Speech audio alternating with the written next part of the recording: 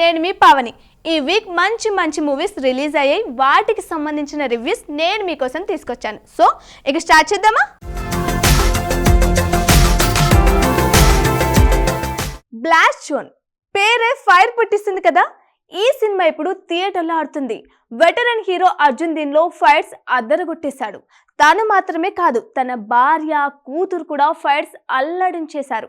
ఎందుకంటే వీళ్ళది పక్కా karate family. వీళ్ళని ఎవరైనా టచ్ చేశారో ఇక వాళ్ళకి దేత్తడి పోచమ్మగుడే. సో అలా కృపాకర్ గ్యాంగ్ లాంటి పెద్ద రౌడీలకి వీళ్ళు చుక్కలు చూపించేస్తారు. ఒక్కొక్కరిని పట్టుకొని ఇరక్కుమ్మేస్తారు. అఫ్ కోర్స్ వాళ్ళకి పాత పగలు కూడా ఉంటాయనుకోండి. ఇంకా 1000 కోట్ల కోసం వీళ్ళని టార్గెట్ చేయడం, 7,000 కోట్ల మైనింగ్ ప్రాజెక్ట్తో వీళ్ళకు లింకులు లాంటి సీరియస్ ఇష్యూస్ని చాలా ఆసక్తికరంగా చూపించారు.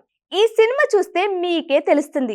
ఎనీవే, ఈ మధ్య కాలంలో కరాటే నేపథ్యం ఉన్న సినిమాలు రానే లేదు. అసలు ఇలాంటి సినిమా కోసమే అర్జున్ చాన్నాళ్ళుగా ఎదురు చూస్తున్నాడు.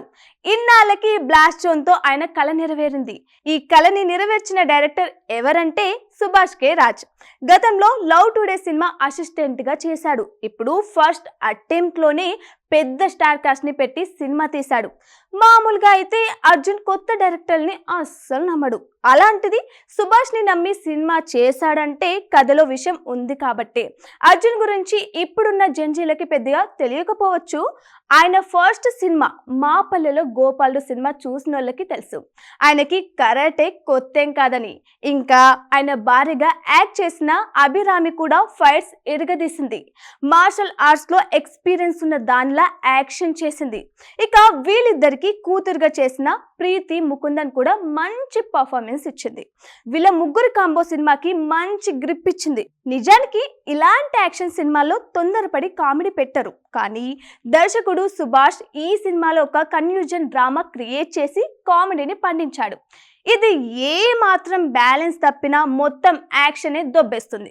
బట్ యాక్షన్ కామెడీ రెండింటిని బ్యాలెన్స్ చేస్తూ ఆడియన్స్ కి వినోదాన్ని పంచారు. ఇంకా జెన్ కోకెన్, పవన్ చోటా విలన్స్ పాత్రలో కనిపించిన డాన్ వేషం వేసిన అరుణ్ చిదంబరం మాత్రం చాలా స్టైలిష్ గా కనిపించారు. దురంధర్లో అక్షయ్ ఖన్నాకి పేరొచ్చినట్టే అరుణ్ కి పేరొస్తుంది. ఎనీవే, చాలా రోజుల తర్వాత మంచి యాక్షన్ మూవీ వచ్చిందనే చెప్పాలి. బ్లాస్ట్ జోన్ కి ఆడియన్స్ ఇచ్చిన రేటింగ్ 4.5/5. ఈ వీక్ పుష్ప లాంటి మంచి ఫైర్ ఉన్న మరో సినిమా కాటాలన్ థియేటర్లోకి వచ్చింది. దానిలో ఎర్రచందనం స్మగ్లింగ్ చేస్తే దీనిలో ఏనుగు దంతాల్ని స్మగ్లింగ్ చేస్తుంటారు. ఇక కాటాలన్ గా యాక్ట్ చేసిన హీరో యాంటనీ వర్గీస్. తెలుగు జనాలకి పెద్దగా తెలీదు. ఓటీటీలో మలయాళం సినిమాలు చూసే వాళ్ళకి బహుశా తెలుసుండొచ్చు. పుష్పలో మంగళం సీను గెటప్ లో కనిపించిన సునీల్ దీనిలో మారి పేరుతో కనిపించాడు. ఎర్రచందనం దుంగలికి బదులు ఏనుగు దంతాలు అమ్ముతుంటాడు. సో పని మారింది, కానీ క్యారెక్టర్ మాత్రం సేమే. చిన్న మాఫియాని కూడా మెయింటైన్ చేస్తున్నాడన్నమాట. ఒకసారి తను ఏనుగుల్ని చంపి కలెక్ట్ చేసిన దంతాల్ని అడవి దాటిస్తుంటే ఎడ్డీ అనే మరో స్మగ్లర్ పోలీసులతో దాడి చేసి వాటిని ఎత్తుకెళ్ళిపోతాడు. అప్పుడు హీరో ఆంటోనీ వెళ్ళి ఎడ్డీని కొట్టి వాటిని తెచ్చి మారికిస్తాడు. కానీ ఊహించని రీతిలో మారి ఎడ్డీ ఒకటైపోవడం వల్ల ఆంటోనీ వాళ్ళకి ఎదురు తిరుగుతాడు. వాళ్ళని పడగొట్టి ఆ ఏనుగు దంతాల స్మగ్లింగ్ కి ఎలా కింగ్ అయ్యాడో తెలియాలంటే మాత్రం సినిమా కాటాలన్ చూడాలి. ఫ్రాంక్ గా చెప్పాలంటే ఈ సినిమా చూస్తున్నంత సేపు పుష్ప సినిమా గుర్తొచ్చినా ఆశ్చర్యపోనక్కలేదు. కథ ఇంచుమించుగా సేమ్ అట్లనే ఉన్న క్యారెక్టర్స్ మాత్రం మారుతాయి, సన్నివేశాలు కూడా మారుతాయి. ప్రతి ఒక్కరూ మాటకి ముందు గన్స్ తీస్తారు, చిక్కునోడు చిక్కినట్టు కాచి పడేస్తుంటారు. బ్లాస్టింగ్, ఫైరింగ్ పీక్స్ లో ఉంటాయి. సినిమా అంతా రచ్చరచ్చగా ఉంటుంది. అలాగే బ్యాక్గ్రౌండ్ మ్యూజిక్ విన్నప్పుడల్లా అక్కడక్కడ కేజీఎఫ్, సలా సినిమాలు గుర్తొస్తుంటాయి. సో ఇలాంటి మంచి సక్సెస్ ఫార్ములాని పట్టుకొని పాన్ ఇండియా యాక్షన్ సినిమా తీసిన డైరెక్టర్ ఎవరో కాదు, పాల్ జడ్జ్.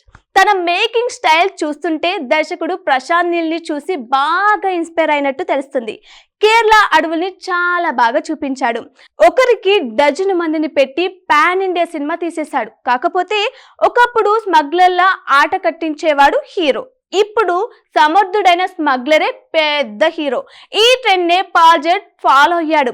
ఒక విధంగా ఈ స్టోరీ ఓల్డ్ ఫార్మేటే అయినా ఆల్రెడీ తెలిసిన సబ్జెక్ట్ లాగా అనిపించిన స్క్రీన్ ప్లే మాత్రం డిఫరెంట్ గా ఉంటుంది.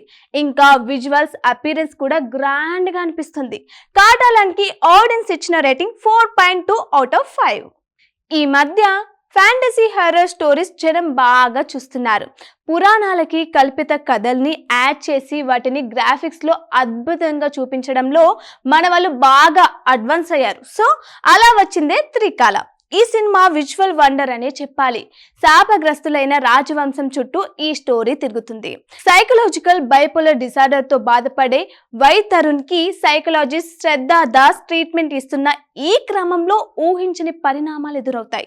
ఈ ప్రాసెస్ లో దైవిక అంశాలు, సనాతన ధర్మం, అతీంద్రియ శక్తులు, నేర నేపథ్యం ఇలా అన్ని తెర మీద కనిపిస్తాయి. అన్నిటికీ మించి హారర్ సీన్స్ అదరగొడతాయి. విజువల్ గ్రాఫిక్స్ కూడా హాలీవుడ్ రేంజ్ లో పెట్టారు. దర్శకుడు మణి తెల్లగుటి దీన్ని పాన్ ఇండియా రేంజ్ లో తీశాడు. పెద్ద హీరోల్ని పెడితే బడ్జెట్ అంతా వాళ్ళకే పోతుంది. సో చిన్న వాళ్ళతోనే పెద్ద సినిమా తీసే ప్రయత్నం చేశాడు. కాకపోతే స్టోరీలో చాలా పురాణ కథలు వచ్చేసరికి కొంచెం కన్ఫ్యూజన్ వస్తుంది. బట్ కథలో లీనమయ్యే కొద్దీ వాటిలో క్లారిటీ వచ్చేస్తుంది. ఈ సినిమాలో శ్రద్ధా దాస్, ఆమని అజయ్, ప్రభాకర్, రవివర్ష ఇంకా చాలా మంది నటులు యాక్ట్ చేశారు.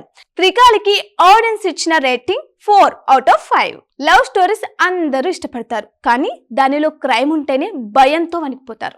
సో ఇలాంటి స్పెషల్ ఎక్స్పీరియన్స్ ఇచ్చే సినిమా మారీచిక.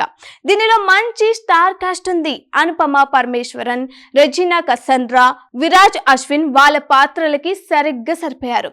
విరాజ్ కి ప్రేమించడం తప్ప ఇంకేం తెలీదు. అనుపమకి ప్రేమని తెలపడం రాదు. అలాగే ఆ ప్రేమని దక్కించుకున్న రెజినా మాత్రం తన చేతులతోనే దాన్ని తుంచేస్తుంది. హీరోని దారుణంగా మర్డర్ చేస్తుంది. రెజినా విరాజ్ మీద పగబట్టడానికి, మర్డర్ చేయడానికి కారణం ఏంటో తెలియాలంటే సినిమా చూడాలి. ఈ సినిమా ట్రయాంగిల్ లవ్ స్టోరీలో మొదలైన ఇంటర్వెల్ కి క్రైమ్ థ్రిల్లర్ గా మారిపోతుంది. దర్శకుడు సతీష్ కశెట్టి. స్క్రీన్ ప్లేలో క్రైమ్ జరిగిన తర్వాత వచ్చే ఇన్వెస్టిగేషన్ లో కాస్త క్లారిటీ తీసుకుంటే బాగుండేది అనిపించింది. అయినా సరే ఇళయరాజా ఇచ్చిన పాటలు బాగున్నాయి. ఇంకా మేకింగ్ కూడా చాలా గ్రాండ్ గా ఉంది. టైటిల్ రోల్ చేసిన కసండ్రా యాక్టింగ్ ఎరుగదీసింది. ఇంకా అజయ్ ఘోష్ మంచి క్యారెక్టర్ చేశాడు. తాగుబోతు రమేష్, వడ్లమాని శ్రీనివాస్ బాగానే ఫన్ చేశారు. ఈ సినిమాకి ఆడియన్స్ ఇచ్చిన రేటింగ్ 4/5. చూసారు కదా, ఇది ఈ వారం రిలీజ్ అయిన మూవీస్ రివ్యూస్. సో వచ్చే వారం కూడా మంచి మంచి మూవీస్ రిలీజ్ అవుతున్నాయి. వాటి రివ్యూస్ కూడా మీకోసం నేను తీసుకొస్తాను. అప్పటి వరకు ఏం చేయాలి? చూస్తూనే ఉండాలి వనితా టీవీ. Bye bye.